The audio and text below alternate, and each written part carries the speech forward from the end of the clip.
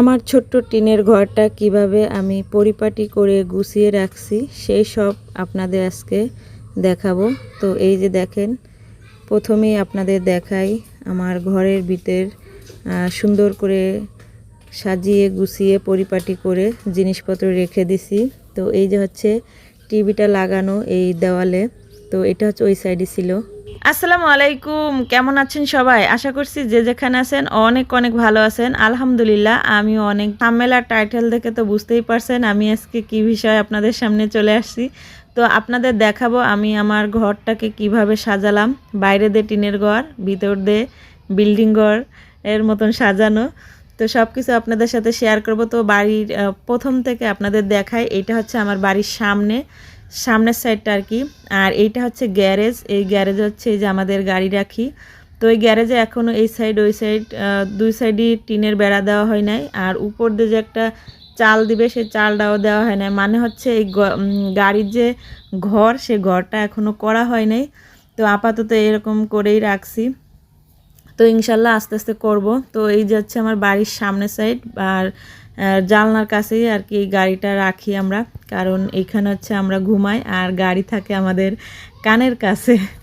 তো যাই হোক, এখন হচ্ছে চলেন দেখায় আমার ঘরের ভিতরটা। তো এই যে হচ্ছে প্রথম দরজাটা খুললাম, তারপর হচ্ছে ঘরের ভিতর প্রবেশ করলাম।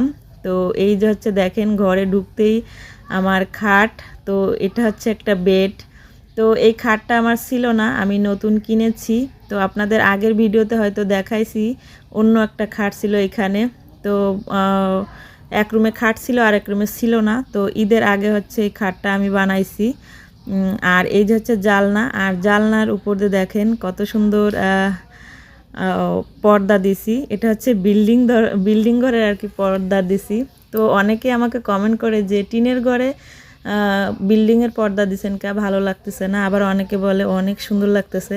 তো এই যে দেখেন আমার খাটের ডিজাইনটা, আমি হচ্ছে সিম্পলের ভিতরে একটা খাট বানাইছি, মানে খাটের বেশি গর্জিয়াস ফুল দিই নাই আর বেশি উঁচুও দিই না আর কি। এটা হচ্ছে হাফ বক্স খাট বলে, পুরোপুরি বক্স না, হাফ বক্স খাট বলে। আর এই যে হচ্ছে জালনা, দেখেন জালনাতে দেখা যায় আমার রাস্তা। ওই যে হচ্ছে মেইন রাস্তা থেকে যে রাস্তাটা চলে আসে সেই রাস্তাটা হচ্ছে বাড়ির ভিতরে যে রাস্তা ওইটা। তো এখান থেকে সব গাড়ি চলে, বড় বাসও যায়, তারপর হচ্ছে ট্রাক যায়, প্রাইভেট কার যায়, সব পদের গাড়ি যায় আর কি। তো তারপর হচ্ছে এই যে দেখেন খাটের সাইডে হচ্ছে এই যে ড্রেসিং টেবিল, তার সাইডে হচ্ছে এই যে ওয়ার্ড্রোব।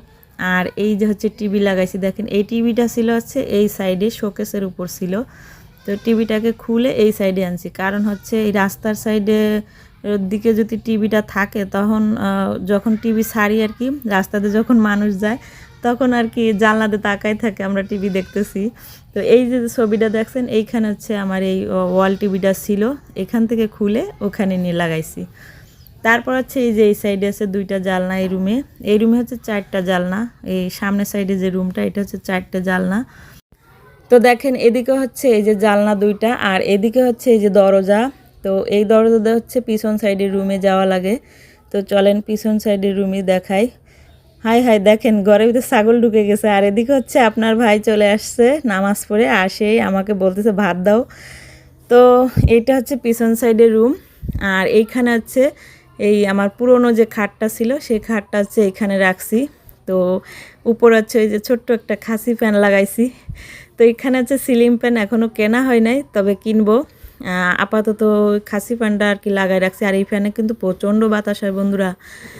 আর এই সাইডে হচ্ছে যে ফ্রিজ রাখছি, টেবিল রাখছি, জুতার আলমারি, আর হচ্ছে এই যে র্যাক। আর এটা হচ্ছে থালা বাসন ধোয়ার র্যাক।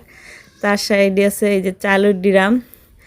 তো এভাবে আর কি আমি একটু একটু করে গুছাই রাখছি। আর প্রতিদিনই আমার এই সব জিনিসপত্র প্রতিদিনই গুছানো লাগে, কারণ বাচ্চারা অনেক জিনিস এলোমেলো করে রাখে।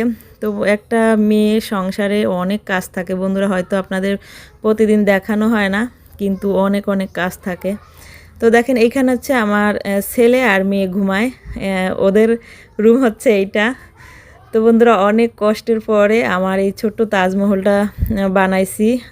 আমি যখন ঢাকাতে ছিলাম তখন হচ্ছে অনেক কষ্ট করছি। একটা রুমের ভিতর শাশুড়ি মা, আমি আমার হাজব্যান্ড আমার বাচ্চাদের নিয়ে থাকছি। তো তখন হচ্ছে মাত্র 15,000 টাকার স্যালারি পাত। তো এই টাকায় আপনার ঘর ভাড়া দিয়ে ঢাকা শহর থেকে খাওয়া দাওয়া করে অনেক কষ্ট হয়ে যেত। তো তখন কিন্তু আমাদের ঘর ছিল না, জায়গা জমি কিছুই ছিল না। তো বন্ধুরা ইনশাল্লাহ এখন আল্লাহর রহমতে আস্তে আস্তে সব কিছু হয়েছে, আল্লাহর কাছে লাখ লাখ শুকর। তো দেখেন এখন আমার জায়গা হয়েছে, আমার ঘর হয়েছে এবং আমার ছেলে মেয়ে থাকার জন্য আলাদা রুম হয়েছে। আর আগে তো ছিলই না, কত কষ্টই না করছি। তো কষ্ট করলে ইনশাল্লাহ একদিন ফলাফল ভালো হয়। তো আপনাদেরকেও বলি কষ্ট করবেন আর আশা কখনো ছাড়বেন না, আশা একদিন পূর্ণ হবেই হবে। তো বন্ধুরা এখন আমার ঘর হয়েছে, আমার গাড়িটা রাখার জায়গাও হয়েছে। তো আল্লাহর কাছে লাখ লাখ শুকর, আলহামদুলিল্লাহ। তো বন্ধুরা আমার এই ছোট্ট ভিডিওটা আপনাদের কাছে কেমন লাগছে অবশ্যই কমেন্টে জানাবেন। আর যদি ভালো লেগে থাকে তাহলে লাইক কমেন্ট শেয়ার এবং সাবস্ক্রাইব করে এই ছোট্ট বোনটার পাশে থাকবেন। আল্লাহ হাফেজ, আসসালামু আলাইকুম।